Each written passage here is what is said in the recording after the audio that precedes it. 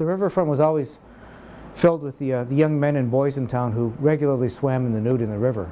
The good God-fearing people of the town didn't like it very much, but that had been going on since the beginning of time and nobody was about to stop it. Well, 1890 it was a town of a little over 10,000 people. It was basically the ferry stop from Detroit. That was the reason for its existence for the most part. And Windsor was really just one of 3 towns. Windsor, Sandwich, the old county town, and Walkerville. And of the 3 of them, Walkerville had by far the most booming economy. It had a number of industries along Walker Road. Windsor was hanging in there. It had a number of industries move in by the 1890s. People in Toronto tended to refer to this area as being Canada's frontier. It was renowned for staging fights in the area called Olette Square, which is where we are currently sitting. The area next to the Armories was just a private park in which was used as kind of a common gathering place. And there would be cricket matches and soccer matches and public fights, which people would bet on. Well, the streetcars were vital because in that period, they were the only way in which people could really commute.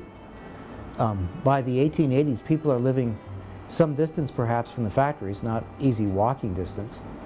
And besides which, they want to start putting the factories at some distance from residential areas.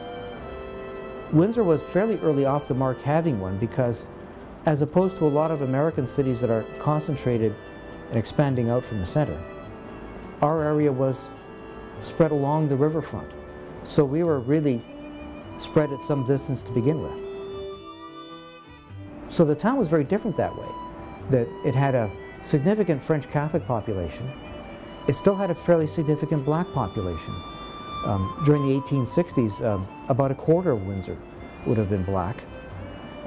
By the 1890s, of course, that percentage of the population had diminished, but still 10 to 15% of the town was black, and certain portions of the town were really almost all black. So really, nowhere else in Ontario did you find that degree of diversity. It made Windsor a very different place. Windsor is far from being a very placid place where people get along nicely. There was a lot of ill feeling between religious groups in some ways, and chief among them being the town's mayor, Oscar Fleming. He was an avid member of the Protestant Protective Association, which was an avowedly anti-Catholic organization that meant to drive Catholics out of most employment and out of all government office and public life in Ontario. This was one of the first projects the Evening Record was involved in, and he said, "This is wrong. I've worked with Catholics all my life, and so have all you people. And there's never been any problems in the past." So he used the newspaper on that campaign, and to good effect. The people who backed this organization at the municipal elections that followed were all thrown out of office. And it's kind of interesting to see the Evening Record taking a stand and really kind of taking the charge on it. I found it interesting.